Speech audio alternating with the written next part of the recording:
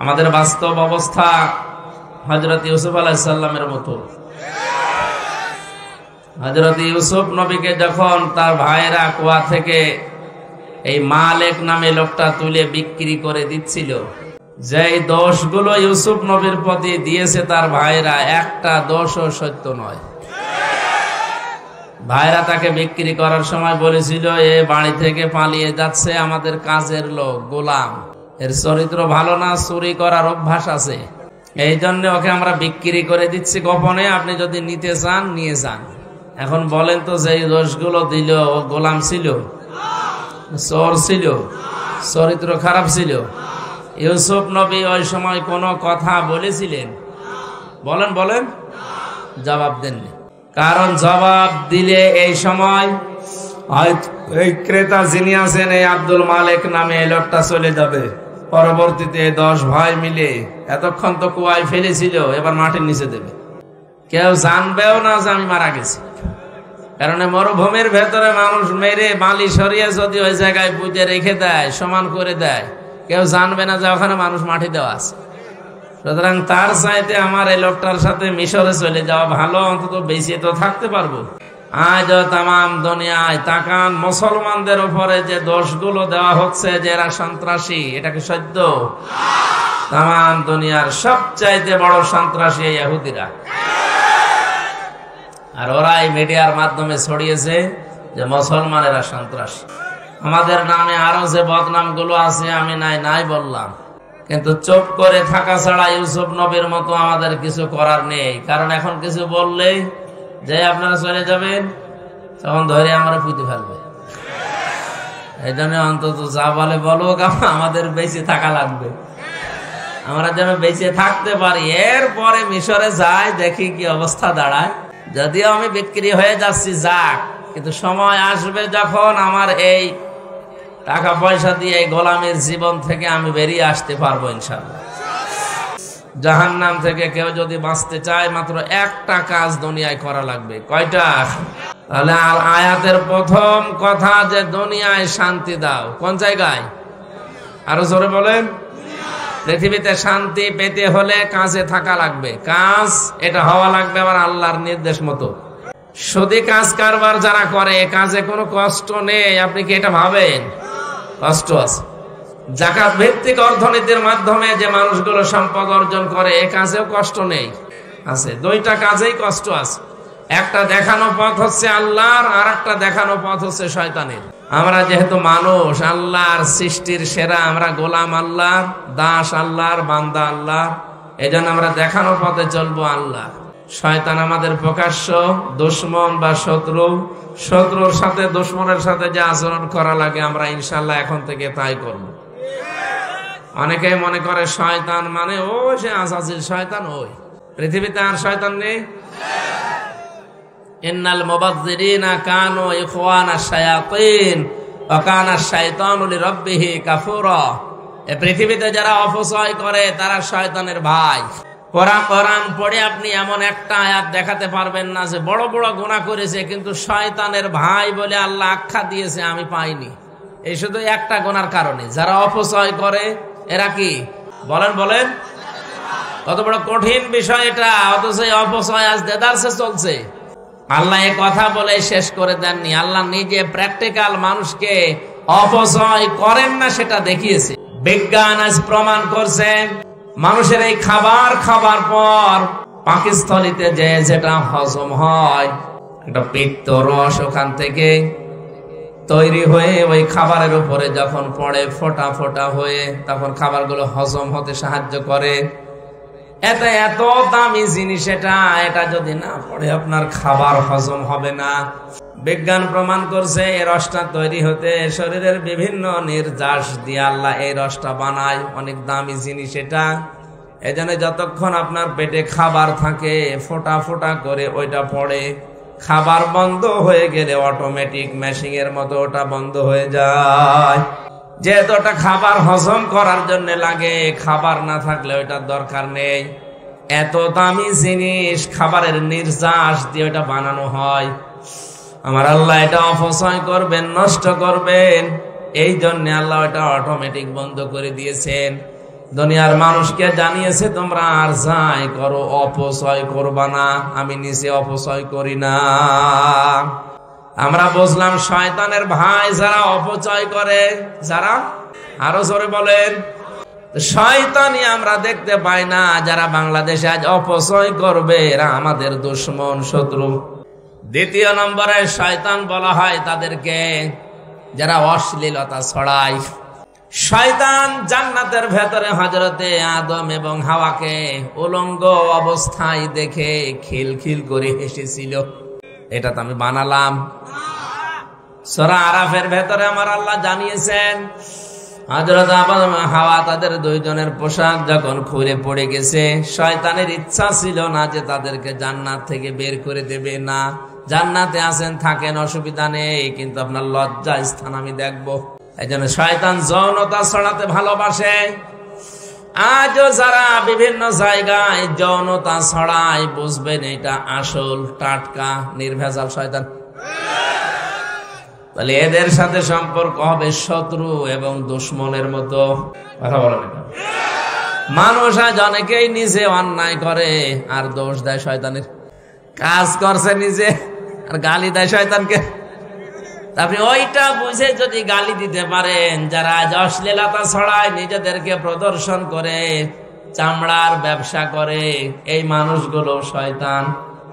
আপনাকে মানা লাগবে এবং শয়তানকে যেভাবে মনে করেন দুশমন, শত্রু, এদেরকেও ঠিক ওই আচরণ আপনার করা লাগবে, নয়তো আপনি কখন নিজেই শয়তান হয়ে যাবেন টের পাবেন না।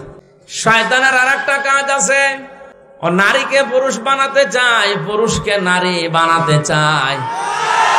নবীজি এজন্য হাদিস দিয়েছেন, কোন পুরুষ যদি নারীর বেশ ধরে, নারী যদি পুরুষের বেশ ধরে, সঙ্গে সঙ্গে আল্লাহ নিজে তাদের উপরে লানত করে।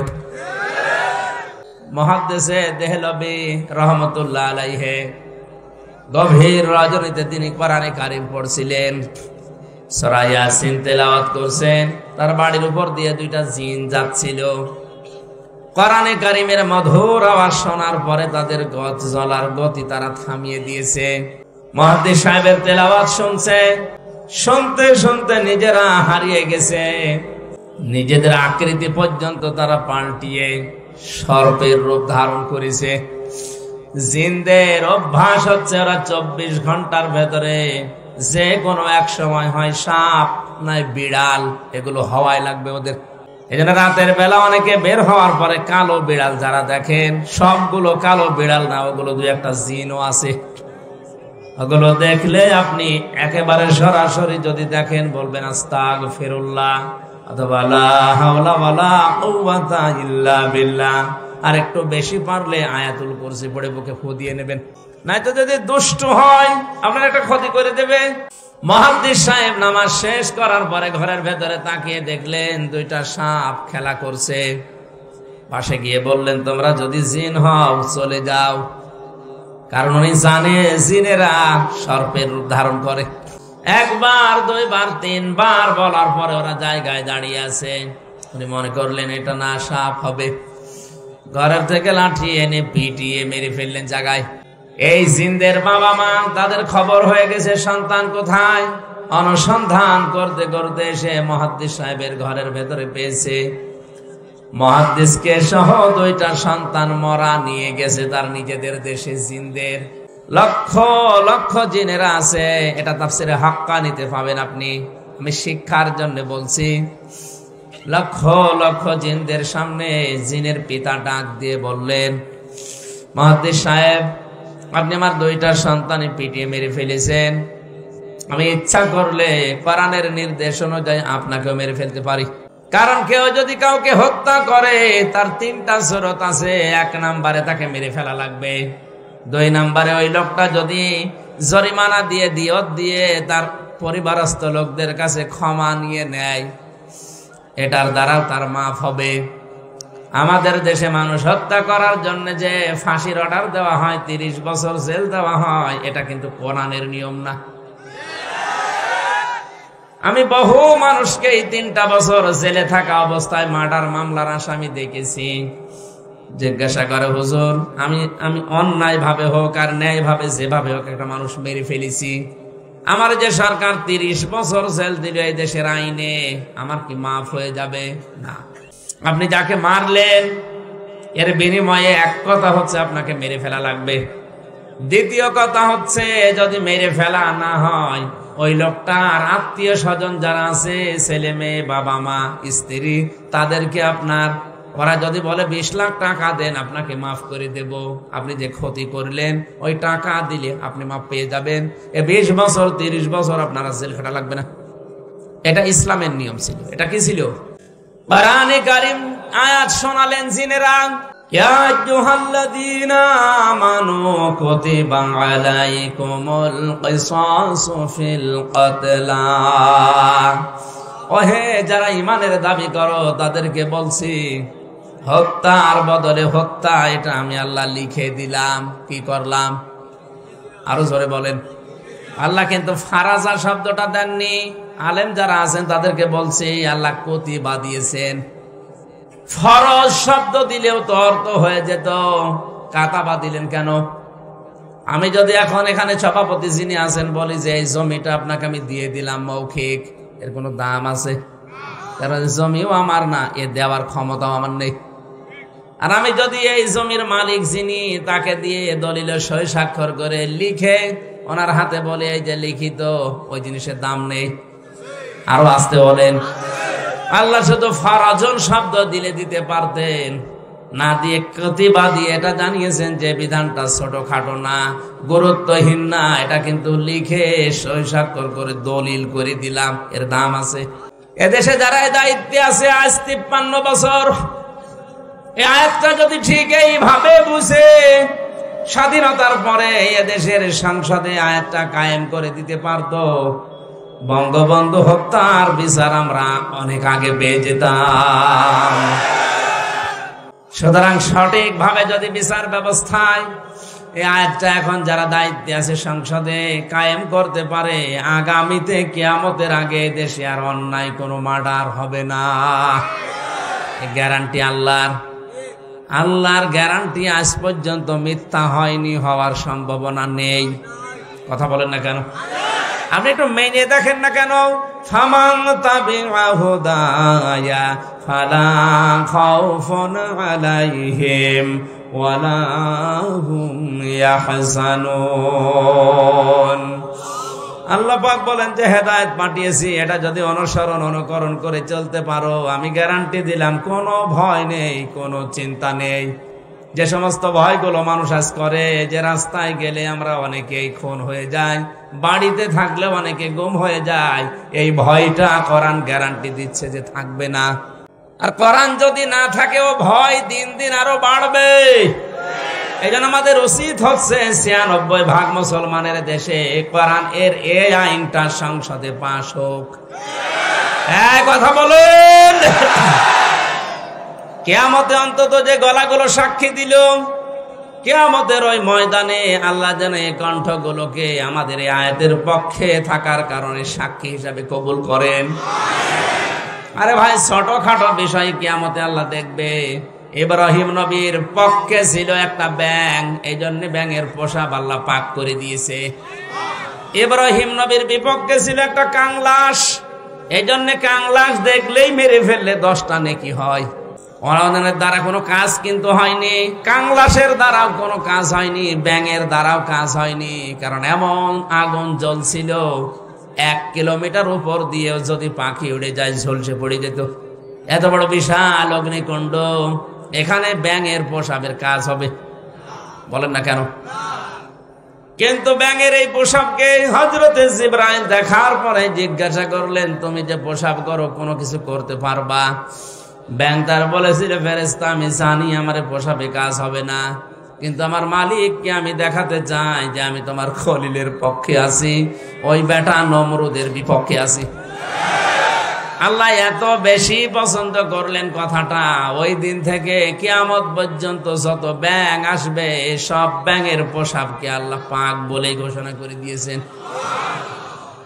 এই এদিকে তাকান, একটা ব্যাঙ ইব্রাহিম নবীর পক্ষে থাকার কারণে যদি তার পোশাক পর্যন্ত পাক হয়ে যায়, আমরা যে নবীর পক্ষে আছি তিনি কিন্তু খলিলুল্লাহ না, তিনি হাবিবুল্লাহ। বলেন বলেন, খলিলুল্লাহ আর হাবিবুল্লাহর পার্থক্য কি? খলিল বলা হয় ওই বন্ধুকে যে বন্ধু আমার আল্লাহর জন্য সব করতে পারে, আর হাবিব বলা হয় ওই বন্ধুকে যে বন্ধুর জন্য আমার আল্লাহ সব করেছেন। জোরে বলেন সুবহানাল্লাহ। ইব্রাহিম নবীর পক্ষে থাকার কারণে যদি ব্যাঙের পোষা পাক হয়ে যায়, আমরা মুহাম্মদুর রাসূলুল্লাহ হাবিবুল্লাহর পক্ষে থাকলে আমাদের জীবন পাক হয়ে যাবে। এই জন্য আল্লাহর আয়াতের পক্ষে যারা সায় দিলেন, আপনি মানেন না সেটা আলাদা, কিন্তু আপনাকে রায় দেওয়া লাগবে যে আমরা এই আয়াতটা সংসদে দেখতে চাই। আজ হাজারো মানুষ জেলখানাতে, প্রায় 1 লাখের উপরে মানুষ এখন জেল খাটছে সারা বাংলাদেশে। অধিকাংশ গুলোই লক্ষ্য করলে দেখা যায় মার্ডার মামলা। কারাগারে প্রায় 1200 মানুষ এখনো ফাঁসির দণ্ডাদেশ নিয়ে মাথায় নিয়ে কন্টেম ছেড়ে কাটাচ্ছে। 10,000 মানুষ ওখানে আছে, 4 জেল মিলে প্রায় 1200-1300 মানুষ শুধু ফাঁসির আসামি, এদেরকে সব ফাঁসি দেওয়া হবে। এদের 1 নম্বর অপরাধ হচ্ছে এরা মানুষ হত্যা করেছে, এই কারণেই তো ফাঁসি দেয়। জিনদের পিতা ডাক দিয়েছে, মুহাদ্দিস সাহেব আমি কিন্তু আয়াত অনুযায়ী আপনাকে মেরে ফেলতে পারি, কিন্তু আমার একটা হাদিস জানা আছে, কোন সৃষ্টি যদি তার আকৃতি পাল্টিয়ে ফেলে তাকে মেরে ফেললেও কোনো গুনাহ নেই। আমার সন্তান 2টা তাদের নিজেদের আসল আকৃতি পাল্টিয়ে সর্পের আকার ধারণ করেছে। আপনি যেটা বললেন যে 3বার তাদের বলার পরও তারা শোনে নাই, এই জন্য আপনি না বুঝতে পেরে মেরে ফেলেছেন। আমি আপনার কোনো দোষ দিতে চাই না, তবে একটা কথা, যে কোরআন শুনতে গিয়ে জীবন গেছে, স্থান ত্যাগ করে নাই, আপনার এই মধুর কণ্ঠ দিয়ে আমাদেরকে ওই কোরআন থেকে একটা কিছু শুনিয়ে বিদায় করেন। মুহাদ্দিস শাহ ওয়ালিউল্লাহ দেহলভী রহমাতুল্লাহ আলাইহি তার মধুর কণ্ঠ দিয়ে কোরআনের সবচাইতে সুন্দর সূরা যেটা সূরা রহমান তেলাওয়াত করে শোনালেন। আর রহমানু আল্লামাল কোরআন খলাকাল ইনসানা আল্লামাহুল বায়ান। হাজার হাজার জিনের অজ্ঞান হয়ে গেছে, হুশ যাদের ছিল তারা সঙ্গে সঙ্গে বলে উঠেছে, উলুহিয়া ইলাইয়া আন্নাহু ইসতামাআ নাফারুম মিনাল জিন্নি ফাকালু ইন্না সামি'না কুরআনান আজাবা। তারা বলেছে অবশ্যই যে ওহী শুনলাম এটা আশ্চর্য কোরআন। শব্দের দিকে খেয়াল করেন, ইয়াহদি ইলার রুশদি ফাআমান্না বি। এই এদিকে তাকান, ইয়াহদি ইলার রুশদি ফাআমান্না বি। যে কয় মিনিটে আমরা কোরআন শুনেছি, এ কোরআন আমাদেরকে হেদায়েতের পথ বলে দিয়েছে। আপনি মনে হয় বুঝতে পারেননি, জিনেরা কোরআন শুনেছিল কয়দিন? মাত্র কয়েক মিনিট লাগে সূরা রহমান পড়তে। এই কয়েক মিনিট শোনার পরে তাদের সিদ্ধান্তের দিকে তাকান, ইয়াহদি ইলার রুশদি ফাআমান্না বি। এই কোরআন আমাদেরকে হেদায়েতের পথ বলে দিয়েছে, আমরা ঈমান আনলাম। ওয়ালান নুশরিকা বিরাব্বিনা আহাদা, জীবন চলে গেলেও কোনোদিন আল্লাহর সাথে আমরা শরীক করব না। এখানে আলেম নেই, এই যে আলেম বসে আছে 2টা, জিজ্ঞাসা করেন মোজারের আগে লান আসলে অর্থ হয় কখনোই না। আমার শিক্ষা দেওয়ার বিষয়, জিনেরা মাত্র কয়েক মিনিট কোরআন শুনে যদি এত বড় বড় সিদ্ধান্ত নিতে পারে যে আমরা সব পথ ভুলে গেছি, আমরা হেদায়েতের পথ পেয়ে গেছি, আমরা ঈমান এনেছি, কোনদিন জীবন চলে গেলেও আল্লাহর সাথে শরীক করব না। আর আমরা সেই জন্মের পর থেকে কোরআন শুনে আসছি, আমাদের কি এখনো শিরক বন্ধ হয়েছে? আসতে বলেন, আমরা ঈমান আনতে পেরেছি না।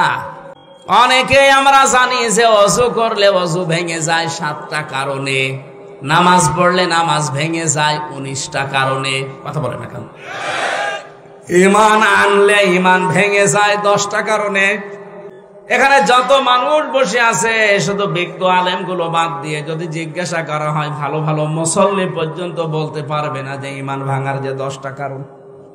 পারবে না, মনে নেই। ইমানও ভেঙে যায়, মানুষের আমলও ভেঙে যায়।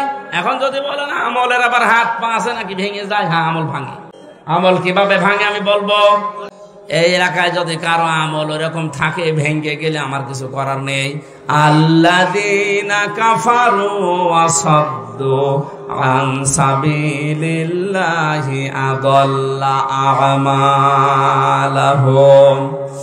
সূরা মুহাম্মাদের প্রথম আয়াতে আল্লাহ জানিয়েছেন যারা কুফরি করে আর যারা আল্লাহর পথে বাধা সৃষ্টি করে, আদাল্লা ইউদিল্লু বাবে ফাআল, বাংলা অর্থ দাঁড়িয়েছে আমলের বহুবচন আমাল। কোন মানুষ যদি কুফরি করে আর আল্লাহর পথে বাধা সৃষ্টি করে, সে যেভাবে হোক ওর জীবনের পেছনের আমল আল্লাহ সব নষ্ট করে দিয়েছে, ভেঙে ফেলেছে। এ কোরআন শুনতে আসবে মানুষ আল্লাহর পথে না শয়তানের পথে? আরো জোরে বলেন। মাওলানা আমিনুলকে যারাই বাধা দিয়েছে, আমি সজ্ঞানে স্বেচ্ছায় একেবারে বাস্তবতার সাথে মিলিয়ে কোরআন সামনে নিয়ে বলছি, আপনি নামাজ পড়তে পারেন, পাগড়ি মাথায় দিতে পারেন, হজ করতে পারেন, কোরআন অনুষ্ঠান চালু হবে বাধা দেওয়ার জন্য যারাই বিভিন্ন কায়দায় চেষ্টা করেছেন, আপনার আমল ভেঙে গেছে। কোন হুজুর নিয়ে আসবেন, এবার নিয়ে আসেন। যদি মনে করেন না বানিয়ে বলছি, সূরা হুজুরাতের 2 নম্বর আয়াতের ব্যাখ্যা আছে। বিশ্ব নবীর উপরে যদি কেউ কথা বলে তাহলে তার আমল আল্লাহ নষ্ট করে দেয়, অথচ লোকটা জানেও না যে আমার আমল নষ্ট হয়ে গেল কি করে। লা তারফাউ আসওয়াতাকুম ফাওকা সাওতিন নাবিয়্যি ওয়া লা তাজহারু লাহু বিল কওলি কাজহারি বা'দিকুম লিবা'দিন আন তাহবাতা আমালুকুম ওয়া আনতুম লা তাশউরুন। কোন ইমানদার যদি নবীর উপরে কণ্ঠ দিয়ে উচ্চ আওয়াজে কথা বলে, হে নবী আপনি জানিয়ে দেন তার আমল আর নেই, সব নষ্ট হয়ে গেছে। এই আয়াত আমি বানালাম। কাবা এখনো পর্যন্ত মসজিদে নববীতে নবীজির রওজার উপরে এটা স্বর্ণের অক্ষর দিয়ে লেখা আছে। আপনি বলেন তো এখানে নবী আসছে কিয়ামত পর্যন্ত দুনিয়ায় আসবে? আরো জোরে বলেন বলেন। তো নবী তো আসবে না কিয়ামত পর্যন্ত, এই আয়াতটা আল্লাহ কোরআনে দিল কেন? আবার তারফাউ মোজারে দিয়েছেন, এই কারণেই দিয়েছেন বর্তমান ভবিষ্যৎ প্রেজেন্ট ফিউচার। কারণ কিয়ামত পর্যন্ত নবী আসবে না, নবীর ওয়ারিস আলেমরা আসবে। মাওলানা আমিনুল যাই হোক, ওনারে নিয়ে অনেক সমালোচনা আমিও শুনেছি হোক, কিন্তু নামের আগে তো আলেম লেখা আছে। কথা বলেন না কেন? আপনি এটা অস্বীকার করতে পারবেন যে উনি কামেল পাস করেনি? অন্তত এই দেশের শিক্ষা ব্যবস্থা অনুযায়ী উনি তো আলেম, এই দেশে সবাই জানে মাওলানা আমিনুল সিরির বন্দরের আলেম। আপনি যাই করেন না কেন, উনি তো আর গানের অনুষ্ঠান দেয়নি যেটা আপনি বন্ধ করে দেবেন। কোরআন শোনার যে ব্যবস্থা করার জন্য চেষ্টা চালিয়েছিল, এমনি এমনি চোখ দিয়ে ওর পানি বের হয়নি। একটা মানুষ কতটা দুঃখ পেলে 15 দিন ঘুমাতে পারেনি, আপনাদেরকে কোরআনে কারিম শোনাবে এই জন্যে। সুতরাং কোরআন শুনতে যারা বাধা সৃষ্টি করেছেন, সে যেভাবেই হোক না কেন আপনার আমল কিন্তু ভেঙে গেছে। এই এদিকে তাকান। নামাজ ভেঙে যাওয়ার কারণ আমরা জানলাম কয়টা? 19টা। কয়টা? ওযু ভেঙে যাওয়ার কারণ কয়টা? আমল ভেঙে যাওয়ার কারণ কয়টা? 2টা। আন্দাজে শুনছি। সূরা মুহাম্মাদের প্রথম আয়াত দলিল দিলাম না যে 2টা? কথা বলেন না কেন? পৃথিবীর যে কোনো জিনিস আপনি দেখবেন সেটা নষ্ট হয়ে যাওয়া, ভেঙে যাওয়ার একটা পথ আছে।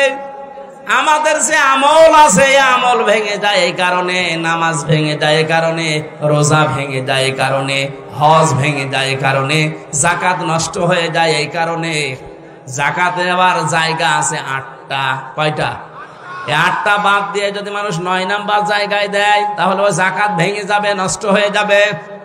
জান্নাত যাওয়ার জন্য যেটা আসল দরকার ঈমান, ঈমানও মাঝে মাঝে ভেঙে যায়। আসতে বলেন। ঈমান ভাঙে না? ঈমান ভাঙার কারণ 10টা। কয়টা? আমি সংক্ষেপে আপনাকে লিখে নেওয়ার জন্য বলছি, কাজে লাগবে লিখেন। ঈমানও মানুষের ভেঙে যায়। 1 নম্বরে সূরা জুমারের 65 নাম্বার আয়াতের দলিলটা আছে। আমি শুধু থিওরি গুলো বলছি, বাড়িতে মিলিয়ে নিয়েন। এক নম্বরে দুনিয়া কেউ যদি শিরিক করে তার ঈমান ভেঙে যায়, নষ্ট হয়ে যায়, ওই ঈমান নিয়ে জান্নাতে যাওয়া সম্ভব না। দুই নম্বরে কেউ যদি কুফরি করে, কুফরি মানে কি? ঢেকে ফেলা। কুফরি মানে অস্বীকার করা, ঢাকনা দেওয়া, চেপে রাখা, গোপন করা। আল্লাহর কোন বিধান জানার পরে যদি কেউ চেপে রাখে, গোপন করে, সে উপকারান্তে কাফের, তারও ঈমান ভেঙে গেছে। আর এইটা বাংলাদেশে এখন বেশি।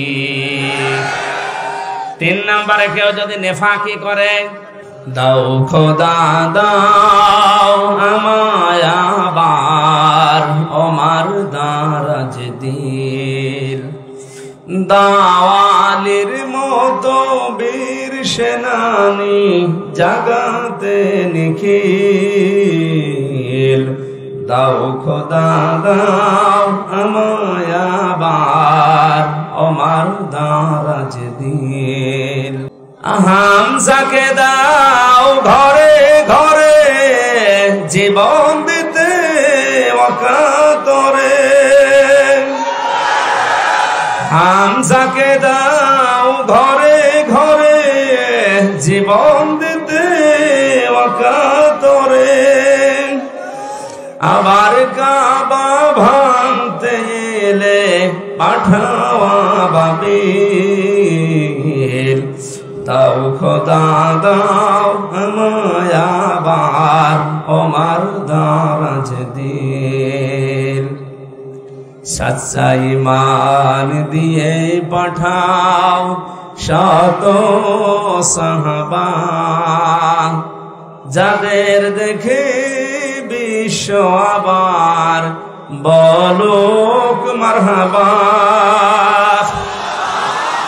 আবার পাঠাও আবু বকর, ফিতনা ফাসাদ আসুক সমর, অনড় পাহাড় সম দাও সে মনের মিল, দাও খোদা দাও আমায় আবার ওমার দারাজ দিল। আমার ভাইরা, আমি মাওলানা আমিনুলের কথা এমনি বলি না, যেহেতু নবীজির ইন্তেকালের আগে যে কথা ছিল গুরুত্বপূর্ণ কয়টা, তার ভেতরে এটা একটা। আল উলামা ওয়ারাসাতুল আম্বিয়া, আলেমরা আমি নবীর ওয়ারিস। আমি হয় মাওলানা আমিনুল, মাওলানা হোসাইন, মাওলানা হারুন, যাই হয়ে দেশে আলেম যারাই আছে, আপনি বিশ্বাস করতে পারেন এদের আমল আখলাক ত্রুটি বিচ্যুতি থাকতে পারে, কিন্তু এরা নবীর ওয়ারিস। কিয়ামতের ময়দানে আল্লাহ পাক যদি বিচারও করে, আলেমদের সবার সম্মুখে করবে না, কুদরতের পর্দা দিয়ে ঢেকে নিয়ে গোপনে বলবে এগুলো করেছিলি। এই জন্য একটা মনে সান্ত্বনা আছে, কিয়ামতে অন্তত আল্লাহ মানুষের সামনে অপমান করবে না। শাস্তি যদি দিতেও চায় আল্লাহ গোপনে দেবে। আল্লাহর কাছে আমাদের জীবনের আলেমদের কাকুতি মিনতি, আল্লাহ তুমি গোপনে মাফ করে দিও। তোমার সাত্তার নামের ওসিলায় যেভাবে গোপন করে দিয়েছো, দুনিয়ায় কেউ জানে না। আমির হামজা, মাওলানা হোসাইন, মাওলানা আমিনুল কি করেছে অনেকে জানি না, তোমার জানা আছে। কিয়ামতে যেদিন বিচার বসাবে আল্লাহ কুদরতের ওই জায়গাতে যারা তুমি গোপনে মাফ করে দাও। আমার ভাইরা, এই জন্য ওনার উপরে যদি কেউ কণ্ঠস্বর নিয়ে কথা বলেন, ওনার আমল আখলাক যাই থাকুক না কেন, আপনারটা কিন্তু আল্লাহ নষ্ট করে দেবে। আমি ঈমান ভাঙার যে 10টা কারণ বলেছি, লিখে নেওয়ার জন্য যাদেরকে লিখে নিয়েছেন, হয়তো 3 নম্বরে নেফাক, যাদের ভেতরে আছে মুনাফিকি, উপরে ফিটফাট, ভেতরে সদরঘাট, আপনার ঈমান ভেঙে গেছে। আমি একটা উদাহরণ তাফসীর থেকে লিখেছি, যারা সব ধর্মকে সমান মনে করে ওদের ঈমান নষ্ট হয়ে গেছে। আরে দেশে এরকম অনেক মানুষ এখন দিন দিন বাড়ছে। সব ধর্ম সমান আপনি বিশ্বাস করা তো দূরের কথা, আপনি বলেন কি করে? যে দলিলগুলো আপনি দেন যে লাকুম দীনুকুম ওয়ালিয়া দিন, লা ইকরাহা ফিদ্দিন, এই আয়াতের অর্থ আপনি নিজেই ভুল করছেন, নিজেই উল্টাপাল্টা করে ঈমান হারাচ্ছেন, মানুষকেও হারাতে বাধ্য করছেন। যারা বিভিন্ন পূজা মণ্ডপে গিয়ে কথা বলে যে আমরা সার্বজনীন সনাতন ধর্মে এই অনুষ্ঠানে হাজির হইলাম, এ কথা যদি কেউ বিশ্বাস নিয়ে বলে থাকে, ওর ঈমান নষ্ট হয়ে গেছে। কারণ সার্বজনীন ধর্ম একটাই দুনিয়ায়, তার নাম ইসলাম। আর সনাতন ধর্ম মনে করি অনেকেই বলি হিন্দু ধর্ম না, সনাতন মানে পুরাতন। সনাতন মানে এ পৃথিবীতে সব চাইতে পুরাতন ইসলাম, এর আগে কিছু ছিল না। এক কথা বলে না কেন? পৃথিবীর প্রথম মানব যিনি হযরতে আদম, তার ধর্ম কি? আরো জোরে। সুতরাং কথা কারা প্রচার করেছে আমরা জানি না, যে সনাতন ধর্ম মানে হিন্দু ধর্ম, এটা মিথ্যা কথা। সনাতন ধর্মই পৃথিবীতে ইসলাম।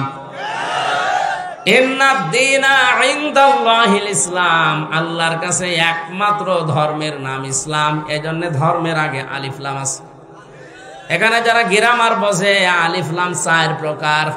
এখানে যে আলিফ লাম দেওয়া আছে নির্দিষ্ট করার জন্য। আমি যদি মাওলানা হোসাইনকে বলি ভাই আমি দিনাজপুরে যাব, উনি যদি বলি এই যে এই রাস্তাটা, এর আগে তাহলে তরিকের আগে আলিফ লাম দেওয়া লাগবে। তরিক এই একটাই রাস্তা, কিন্তু দিনাজপুরে যাওয়ার জন্য এখনো 4-5টা রাস্তা আছে। তখন আর তরিকের আগে আলিফ লাম দেওয়া যাবে না, কারণ অনির্দিষ্ট। যে কোনো রাস্তা দিয়ে আমি যেতে পারি, দিনাজপুরে পৌঁছালেই হলো। কোন রাস্তা দিয়ে দিনাজপুরে গেলে আপনি পাবেন না, শুধু এই রাস্তাটা ছাড়া। তখন তরিক বা রাস্তার আগে কি লাগবে? আলিফ লাম। কি লাগবে? যত ধর্ম দুনিয়ায় আছে সব ধর্মের ব্যাপারে আল্লাহর বক্তব্য এই, সবগুলো শয়তানের আবিষ্কার করা, আমি আল্লাহর আবিষ্কার করা ইসলাম।